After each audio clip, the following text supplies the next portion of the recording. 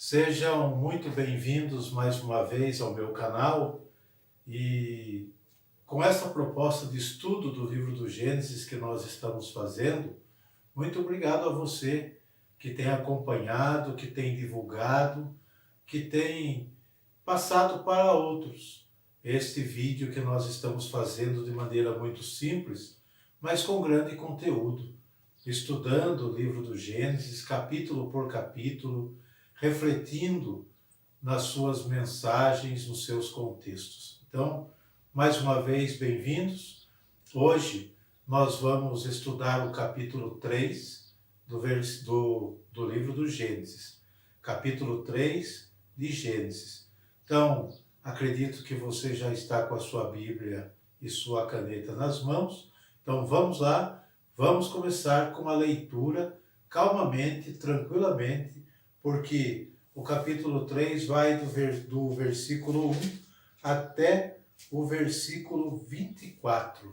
Então é um pouco extenso, nós precisamos ler tranquilamente para podermos ir entendendo ou já meditando nas palavras sagradas para depois estudarmos, ok? Então vamos lá com muita calma, capítulo 3 do livro do Gênesis. A serpente era o mais astuto de todos os animais do campo que o Senhor Deus tinha formado. Ela disse à mulher: é verdade que Deus vos proibiu comer do fruto de toda a árvore do jardim? A mulher respondeu-lhe: podemos comer do fruto das árvores do jardim, mas do fruto da árvore que está no meio do jardim, Deus disse: vós não comereis dele, nem o tocareis, para que não morrais. Oh, não, tornou a serpente, vós não morrereis. Mas Deus bem sabe que no dia em que dele comerdes, vossos olhos se abrirão e sereis como deuses, conhecedores do bem e do mal. A mulher, vendo que o fruto da árvore era boa para comer, de agradável aspecto e muito apropriado para abrir a inteligência, tomou dele, comeu e o apresentou também ao seu marido, que comeu igualmente. Então os seus olhos abriram-se, e vendo que estavam nus, tomaram folhas de figueira, ligaram-nas e fizeram tangas para si. E eis que ouviram o barulho dos passos do Senhor Deus, que passeava no jardim à hora da brisa da tarde. O homem e sua mulher esconderam-se da face do Senhor Deus, no meio das árvores do jardim. Mas o Senhor Deus o chamou. O Senhor Deus chamou o homem e perguntou-lhe: onde estás? E ele respondeu: ouvi o barulho dos vossos passos no jardim. Tive medo, porque estou nu e ocultei-me. O Senhor Deus disse: quem te revelou que estavas nu? Terias tu, porventura, comido do fruto da árvore que eu te havia proibido comer? O homem respondeu: a mulher que pusestes ao meu lado apresentou-me deste fruto e eu comi. O Senhor Deus disse à mulher: por que fizeste isso? A serpente enganou-me, respondeu ela, e eu comi. Então o Senhor Deus disse à serpente: por que fizeste isso? serás maldita entre todos os animais domésticos e feras do campo. Andarás de rastos sobre o teu ventre, e comerás o pó todos os dias de tua vida. Porém ódio entre ti e a mulher, entre a tua descendência e a dela. Esta te ferirá a cabeça, e tu lhe ferirás o calcanhar. Disse também à mulher: multiplicarei os sofrimentos do teu parto. Darás à luz com dores. Teus desejos te impelirão para o teu marido, e tu estarás sob o seu domínio. E disse em seguida ao homem: porque ouviste a voz de tua mulher e comeste do fruto da árvore que eu te havia proibido comer, maldita seja a terra por tua causa. Tirarás dela, com trabalhos penosos, o teu sustento todos os dias de tua vida. Ela te produzirá espinhos e abrolhos, e tu comerás a erva da terra. Comerás o teu pão com o suor do teu rosto, até que volte à terra de que foste tirado. Porque és pó, e pó te hás de tornar. Adão pôs à sua mulher o nome de Eva, porque ela era a mãe de todos os viventes. O Senhor Deus fez para Adão e sua mulher umas vestes de peles e os vestiu. E o Senhor Deus disse: eis que o homem se tornou como um de nós, conhecedor do bem e do mal. Agora, pois, cuidemos que ele não estenda sua mão e tome também do fruto da árvore da vida, e o coma e viva eternamente. O Senhor Deus expulsou-o do jardim do Éden, para que ele cultivasse a terra de onde havia tirado.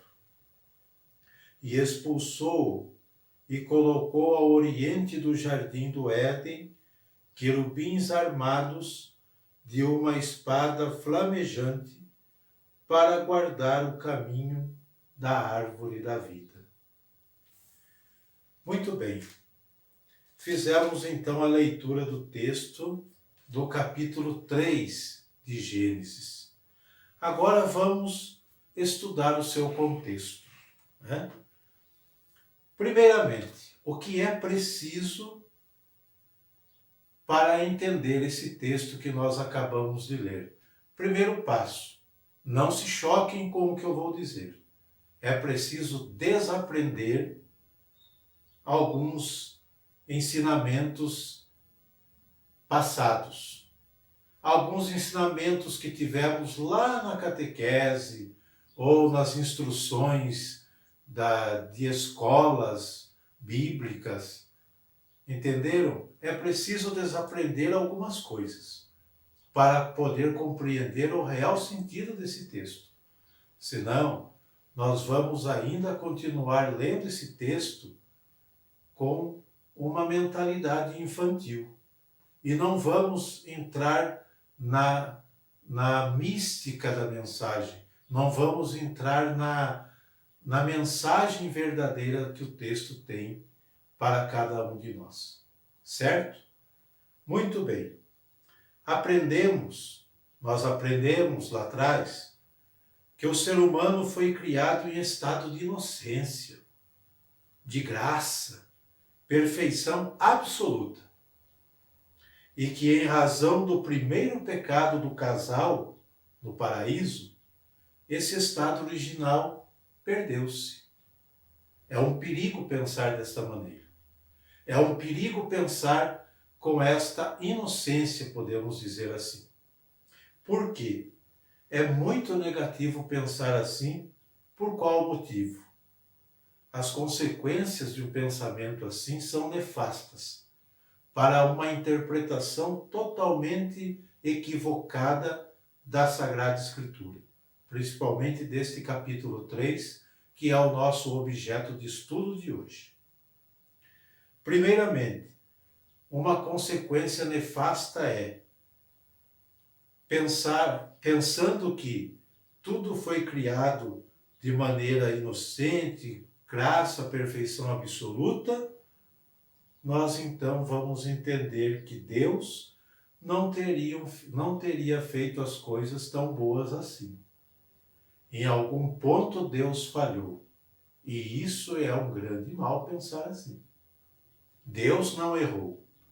Deus não falhou em nenhum momento da sua criação.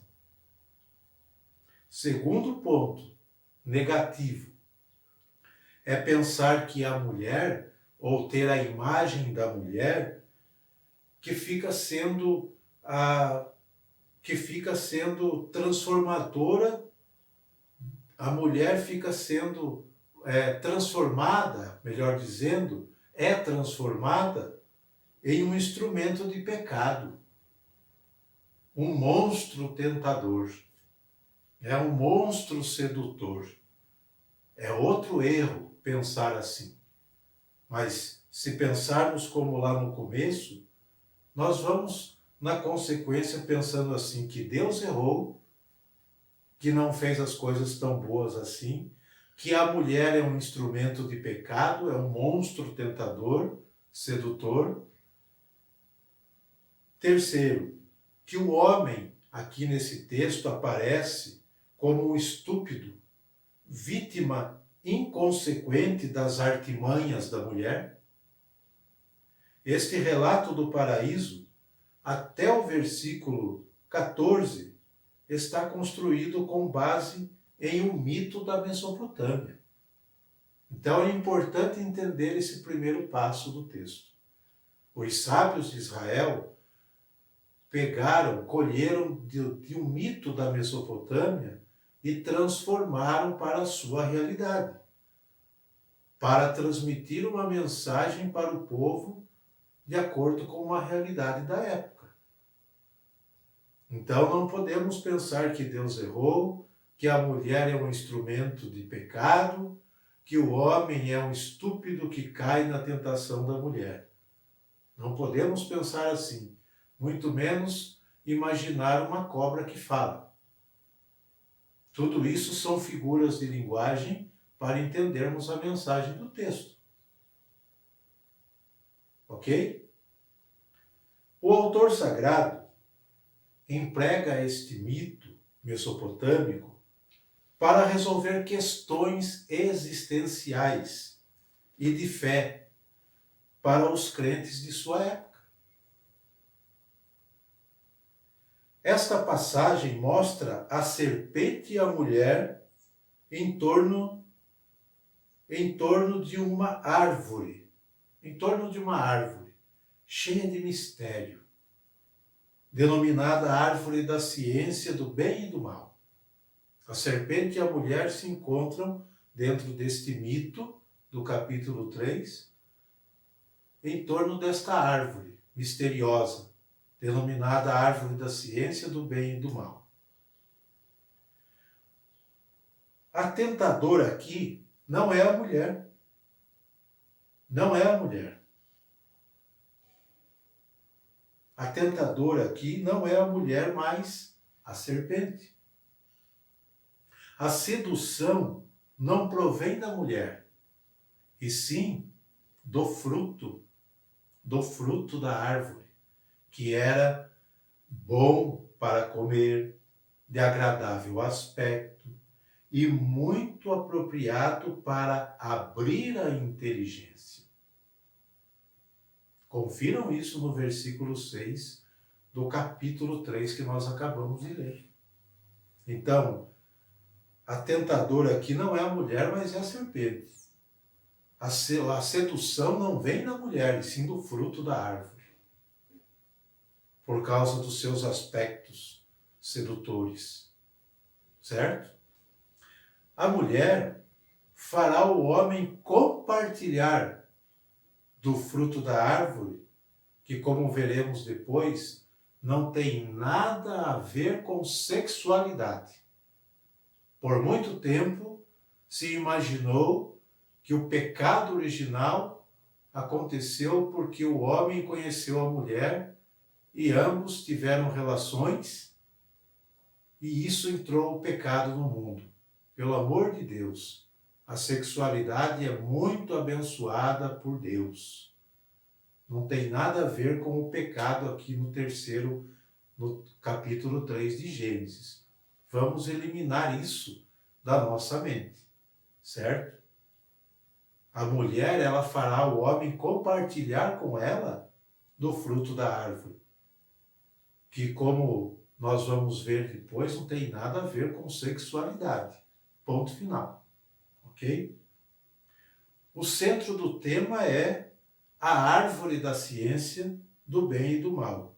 É esta árvore que ocupa o lugar central do texto que nós acabamos de ler. Não é o homem, não é a mulher, mas é a árvore da ciência do bem e do mal. Em muitos escritos do Antigo Testamento, quando nós lemos, nós encontramos essa expressão, ciência do bem e do mal. Por quê? É uma tentativa de descrever a atitude de dar a última decisão em relação a uma determinada ação. Vejam bem, né? É uma tentativa de descrever a atitude de dar a última decisão em relação a uma determinada ação, certo? Isto nos leva a entender que a grande tentação do ser humano e sua perdição é tomar a si próprio como medida única de todas as coisas e colocar seu próprio interesse como norma suprema, prescindindo até mesmo Deus. Prescindindo até de Deus. Toda vez que o ser humano age assim ao longo da história, os resultados foram e continuam sendo funestos, como sacrifício injusto de outros seres, o aparecimento do mal sob a forma de egolatria, prazer constante, ou melhor, egolatria, prazer, despotismo. Isto sim foi a experiência constante do povo de Israel. De Israel como povo. Entenderam este contexto? Essa centralidade da árvore da vida? O mito, a leitura, ilustra bem a proposta que os sábios de Israel vêm fazendo. O mal no mundo, nas nações, na sociedade, não tem outra origem senão no próprio ser humano. No próprio ser humano. Quando deixa enganar e dominar pela adamacidade, como nós vimos no capítulo 2, que carrega em si, que carrega dentro de si. Israel, o povo, sabe muito bem disso, por experiência, o que é viver sob o domínio despótico de uma série de reis que, em nome de Deus, o assolaram na mais absoluta pobreza. Qualquer semelhança com a realidade atual que vivemos não é mera coincidência, porque a palavra, o texto, se atualiza no tempo e na história. Vejam bem, Israel, como povo, sabe muito bem disso por experiência própria. O que é viver sob o domínio despótico de uma série de reis que usando o nome de Deus, assolaram o povo. Fizeram o povo viver em extrema pobreza. Certo? Essa história não está presente também em nosso tempo?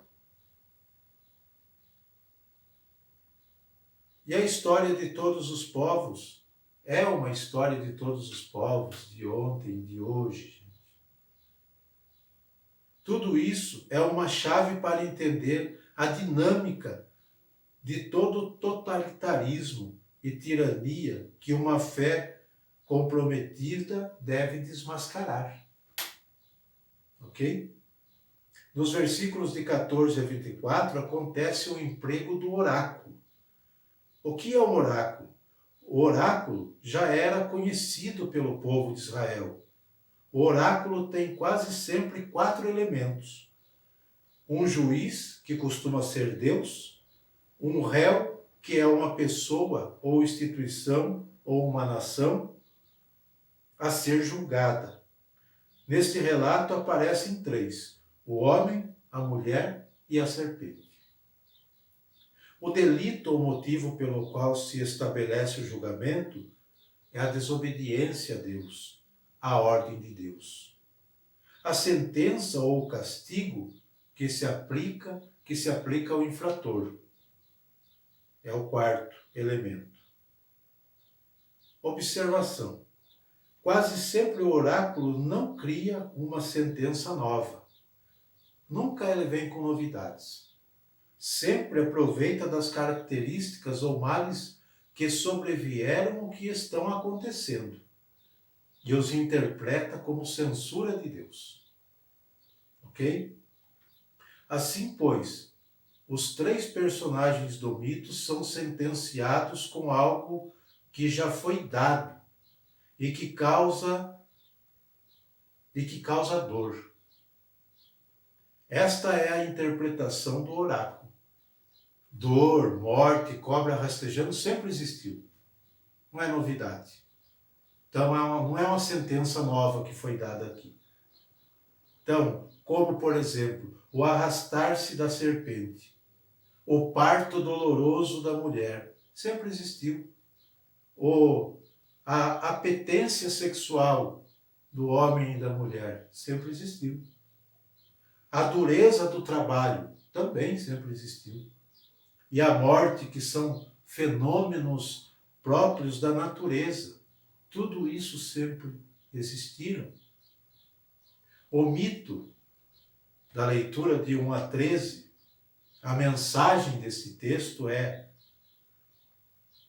Deus, na sua soberania moral e absoluta. Essa imagem de Deus tem que ser recuperada pelo povo. Então os sábios procuram ater-se nisso. Procura devolver a Deus sua soberania moral absoluta. O ser humano se perde, se autodestrói quando perde seu referencial, que é Deus. Essencialmente libertador. É a única referência válida para distinguir o correto do incorreto, o certo do errado, ciência do bem e do mal. Na Bíblia, isso vem acima dos interesses pessoais. Muitas vezes. Deve vir. Quando se coloca o próprio ser humano e suas tendências que monopolizam no lugar de Deus, o resultado é que os interesses pessoais desse ser humano, quase sempre institucionalizados, transformam-se em norma absoluta para os outros, pervertendo assim até o vocabulário, chamar justo aquilo que é injusto. O grande apelo deste mito é dar resposta às causas do mal, denunciar o imenso mal que uma consciência pervertida produz na história, especialmente quando se trata de uma consciência que detém o poder. Entenderam? Esta é a mensagem do capítulo 3 do livro do Gênesis. Esta é a real mensagem. Entenderam? Então, o ser humano se perde, se autodestrói quando perde seu referencial, que é Deus. Que é Deus essencialmente libertador. E a única referência válida para distinguir o correto do incorreto, a ciência do bem e do mal, acima de interesses pessoais. E, para fechar nosso estudo de hoje, o grande apelo deste mito, desta leitura, é dar resposta às causas do mal, denunciar o imenso mal que uma consciência pervertida produz na história, especialmente quando se trata de uma consciência que detém o poder. Espero que vocês tenham gostado deste estudo do terceiro capítulo, e assim nós continuaremos no próximo encontro com o capítulo 4 do livro do Gênesis, e vamos descobrindo suas pérolas, suas preciosidades contidas no texto. Ok? Um abraço a todos e até o próximo encontro, se Deus quiser.